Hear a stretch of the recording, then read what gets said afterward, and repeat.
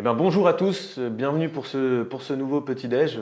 Bienvenue Marvin, on se retrouve ensemble. Je remplace aujourd'hui Eden au pied levé. Voilà, j'ai dû remplacer votre animateur favori, ne m'en voulez pas. On va faire avec. On va faire en sorte que ce soit sympa. Je commence avec une petite intro juste pour vous rappeler de vous abonner si ce n'est pas déjà fait, pour ne manquer aucune de nos vidéos. Et encore une fois, bienvenue Marvin. Merci Gwen, salut tout le monde. Effectivement, on va faire sans Eden pour ce coup-ci. Alors l'objectif c'est de vous parler de comptabilité, facturation. Yes. Ça va être relativement lié à des sujets qu'on a déjà évoqués, notamment avec les banques en ligne et les banques réelles. Enfin, voilà, l'objectif c'est aborder ce sujet qui s'est fortement numérisé dernièrement. Il y a plein de nouvelles étapes tous les ans parce que la législation évolue aussi. En Et donc permanence. vous donner des exemples d'outils qu'on peut utiliser au quotidien si tu veux démarrer par exemple, avec ce que tu utilises par exemple. Eh ben ouais, on va commencer comme ça. Alors effectivement, comme toute personne ayant une entreprise, je n'ai pas le choix que d'avoir ce genre d'outils. Donc moi, pour ma part personnellement, j'utilise Shine pour toute ma partie facturation et même gestion de mon compte bancaire, puisqu'en fait j'ai leur option avec leur compte bancaire directement, Ouais, le mes compte cartes dans bleues, l'outil. voilà. On va dire j'ai le full package de chez Shine. Et donc cela, j'utilise juste pour gérer ma base de clients, ma facturation, voilà, leur transmettre, récupérer les éléments. C'est d'ailleurs super bien parce que je peux même encaisser les cartes bleues à partir de cette solution-là.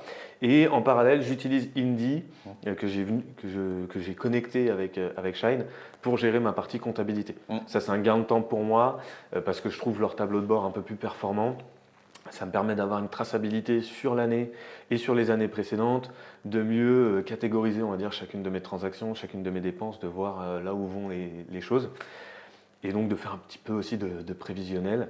Et puis au moment où je dois faire ma comptabilité, faire mes déclarations URSSAF, etc., c'est quand même un super outil pour moi qui suis en micro-entreprise. Yes. Alors, hyper intéressant dans les exemples que tu as donnés, c'est la démonstration qu'on voulait vous faire. En commençant d'abord par le format effectivement indépendant. Yes. Alors, si on prend le micro-entreprise, on en dispose quasiment tous en tant que pro. C'est un premier format qu'on a. La micro-entreprise, si on commence par là, déjà, il y a quelques obligations. La première, c'est que selon les clients que vous avez, vous pouvez être obligé d'avoir un logiciel de facturation. Ça, c'est la facturation, c'est l'État qui l'impose depuis quelques années. D'abord dans les grands groupes, et puis petit à petit, plus les petites entreprises, plus le temps avance, plus les petites entreprises sont obligées d'avoir un logiciel dédié. Ouais. Donc la facturation, le compte bancaire. On a dû vous dire qu'il fallait absolument un compte pro. En tant que micro-entrepreneur, c'est faux, mais la législation a un peu avancé. Si vous dépassez 10 000 € de chiffre d'affaires, vous êtes obligé d'avoir un compte dédié à vos encaissements. Mais ce que ne va pas vous dire le banquier, c'est qu'en vrai, ce n'est pas un compte pro. Ça peut être juste un compte secondaire que vous avez en tant que particulier. Parce que ce que demande le législateur, les contrôleurs fiscaux, c'est que vos écritures soient isolées. Vous pouvez très bien avoir un compte Lydia, Sumeria maintenant ou Revolut dédié à côté sur lequel vous encaissez tout. C'était mon cas avant en fait. C'est ce que tu faisais. Voilà, j'avais un compte personnel que j'utilisais à titre professionnel chez Revolut. Justement, et après, quand je suis passé sur Shine pour la facturation, Tu l'as pris dans Shine. j'ai tout lié par souci de simplicité, on va dire. Alors c'était un peu le bazar quand il a fallu annoncer aux clients qu'on changeait de banque, machin, etc. Mais derrière, c'était quand même plus simple à tout gérer au même endroit, effectivement. C'est ça. Parce que du coup, le résultat, c'est que, alors, il y a des outils de facturation qui ont intégré des systèmes de compte, Shine et d'autres. Pennyline a fait la même chose. Conto, à l'inverse, vous avez des banques en ligne qui ont fini par proposer des outils de facturation et vous avez des outils de comptabilité qui proposent des comptes. Enfin, là, c'est normal, il y a un marché qui est en train de bouger. Tout le monde essaye de proposer la triplette facturation, banque, compte bancaire et comptabilité. Donc là, aujourd'hui, on a pris l'exemple de Shine pour les indépendants. Ça inclut à peu près tout, facturation, compte et potentiellement comptabilité. Quand on parle de comptabilité, les obligations sont différentes selon les structures. Un micro-entrepreneur n'a pas de bilan à faire, mais par contre, comme toi tu l'as dit, d'avoir son suivi quand même d'une certaine forme comptable, ça peut être intéressant et on n'est pas à l'abri de demain ce qui pourrait être demandé. Oui, tout à fait. Avec la déclaration d'impôt par exemple, je pense que c'est fait automatiquement. Oui, c'est fait automatiquement. Et puis, alors moi j'ai dépassé un certain seuil, donc du coup je dois faire des déclarations de TVA. La TVA, mine de rien. Et c'est vrai qu'un outil comme Indy, ça me permet de très rapidement voir quelles ont été mes dépenses et mes encaissements en termes de TVA et donc faire ma déclaration de manière plus simple. Effectivement, comme tu le disais, on n'est pas soumis à une comptabilité très avancée, mais il y a quand même des besoins au quotidien, même pour faire ces déclarations URSSAF, de bien voir que tout a été encaissé sur le mois en cours, etc. Et on a quand même une meilleure visibilité, je trouve, avec ce genre d'outil que quand on le gère à la main. Je le gérais avec un tableau Excel carrément. autrefois, et c'était quand même plus compliqué à gérer au quotidien. Yes, carrément. Donc en plus ces outils maintenant ils peuvent aider à créer la structure et tout. Enfin c'est relié au compte de l'URSSAF, c'est relié au compte des impôts. Donc pour les impôts, la déclaration sur les revenus c'est intéressant. Ils donnent plus d'indications sur le prélèvement libératoire aussi par exemple. Enfin voilà tout ce qui encadre le statut juridique de l'entreprise en elle-même, enfin de la micro-entreprise. Et donc c'est vrai aussi pour les structures normales. Là, je voudrais vous parler plus des sociétés ou des associations. Oui. On a le même type d'outils pour ces structures-là. On peut penser à Helloasso ou AssoConnect pour les associations.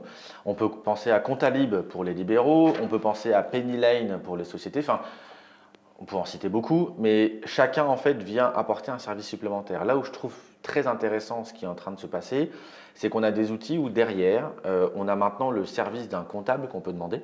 Yes. Donc par exemple, tu as ta société, tu fais ta facturation dedans ou à côté, tu as tes écritures bancaires qui remontent, et à la fin de l'année, il faut quand même un bilan. Et ça, nous, on n'a pas le droit de le faire. Et donc effectivement, là, on peut passer par le comptable qu'on avait avant, s'il se connecte à l'outil tout simplement, Ouais, bien sûr. ou alors demander un service. Et là, je trouve ça intéressant dans le sens où c'est toujours pareil. Alors, le but, c'est pas de remplacer tout le monde, mais de remplacer là où c'est pas très utile. Vous pouvez demander à tous les experts comptables, faire un bilan et accompagner une boîte qui fait, je sais pas, moins de 50 000 euros de chiffre d'affaires ou moins de 100 000. C'est pas ce qu'ils préfèrent. C'est pas leur. Il n'y a pas beaucoup de services à apporter, il n'y a pas beaucoup de complexité. Enfin, saisir des pièces et préparer un bilan, c'est pas là qu'il y a le plus de valeur ajoutée. Donc, c'est quand même bien d'avoir des outils qui nous préparent tout ça et que par contre, le jour où on commence à grossir en taille de structure, ils puissent reprendre la main aussi, connecter leurs outils et faire ce qu'il y a à faire. Yes. Alors, tu as cité plein d'outils, Pennyline, on a cité Shine, Indy avant, etc.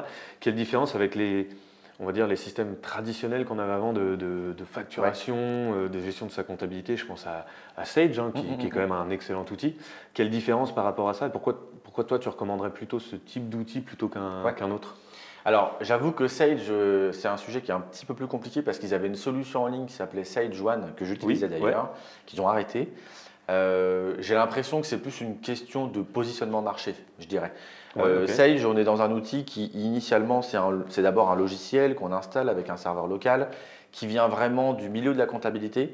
Parce que là, il faut quand même aujourd'hui, il faut en être conscient, les outils en ligne, même Pennyline et autres, il y a beaucoup de solutions pour faire son pré-bilan, mais en tout cas de mon point de vue et du point de vue des experts comptables avec qui je bosse, il manque encore des choses. La gestion des immobilisations, alors ça y est dans certains, mais il y a des trucs que même je ne maîtrise pas tellement en comptabilité, enfin pas totalement, qui ne sont pas encore dedans. Et encore, les experts comptables aujourd'hui, ils aiment bien, ils disent ok, bon, tu utilises ça, par contre à la fin, moi je récupère l'extract et je le mets dans mon logiciel à moi. D'accord. Il n'y a pas encore eu la superposition, on va dire la fusion du vrai outil comptable qui déclare directement aux impôts tout ce qui va bien avec les autres outils. C'est en train d'arriver. Donc Sage serait plutôt adapté à peut-être des plus grosses structures, je trouve, avec des comptables en interne, parce que ça arrive encore aujourd'hui, qu'un Pennyline à ce moment-là. D'accord. Je pense que c'est moins accessible, c'est moins facile à installer, il faut une formation. Enfin, il y a des intégrateurs. C'est sûr, pour l'avoir vu dans plusieurs entreprises, c'est une usine à gaz, je pense très complète et donc très intéressante. Mais effectivement, peut-être pas adapté à tout le monde. On me fait signe que c'est bientôt la fin du petit-déj.